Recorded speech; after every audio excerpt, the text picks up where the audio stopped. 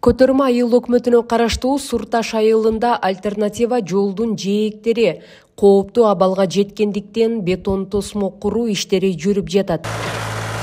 Анткени негизги жолго сел келген учурда мына ушул кошумча жол пайдаланылат. Жайкысын дарыяга суу көп келип, жамгыр адаттан тыш көп жааганда суунун деңгээли көтөрүлүп, жолго коркунуч жаратууда.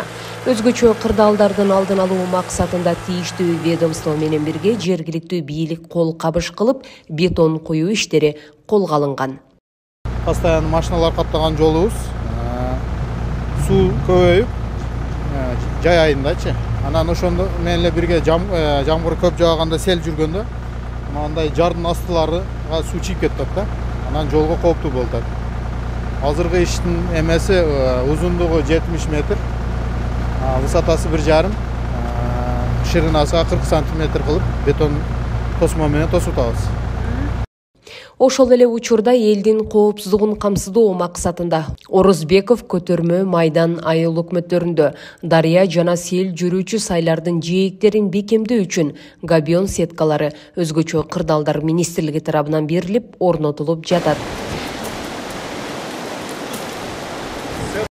Кадамжай районунун акими Кутбидин Шакировдун демилгеси жана көзөмөл астында бир катар иш-мерчемдер бекитилген. Алардын бири сел кетүүчү сайга бетон тосмолорду куруу иштери каралган. Алсак Орозбеков айыл аймагында жалпы баасы 5 миллион 200 миң сомго бекитилип, жумуш өз учурунда аткарылууда. АВР планына 84 метрлик азыркы подпорный стена кирилген, жилөөч дубал. Bunun smetалық баасы 5 миллион 200 миң сом болгон. Bundan сырткары 2000 метр Орозбеков айылынын Ташбулак сайында 2000 метр механикалык жол менен тазалоо техникалык жумуштар аткарылды.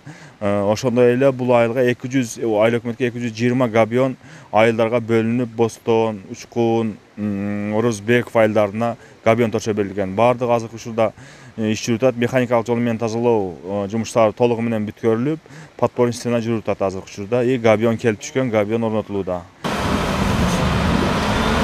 Жалпысынан алганда Кадамжай районунда тоолуу аймактар басымдуу болгондуктан райондун жетекчиси өзгөчө кырдаалдар кызматын көңүл бурууга үндөп, сел коркунучтардын алдын алуу боюнча бир нече айыл өкмөттөрдө механикалык тазалоо иштери жүрүүдө.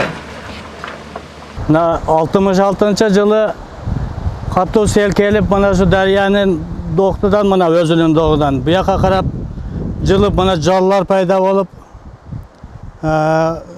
элдин кыйла мынанда жолуну, 3 айылдын жолуну көйгөйү болуп турат эди. Мына машина өтүп, окуучулар каттайт, мына жолубуз кыйла мына көрүп турасыздар, мына ушундай болуп жар болуп, ушундай болуп турат. МЧС тарабынан мына трактор, экскаваторлор, ховалар келип, мына ушулар бири казып, неме кылып атат, хова бояктан таштарды ташып төгүп, тупурактарды дарыянын чекесиге төгүп, шундай жакшы иштер болуп атат.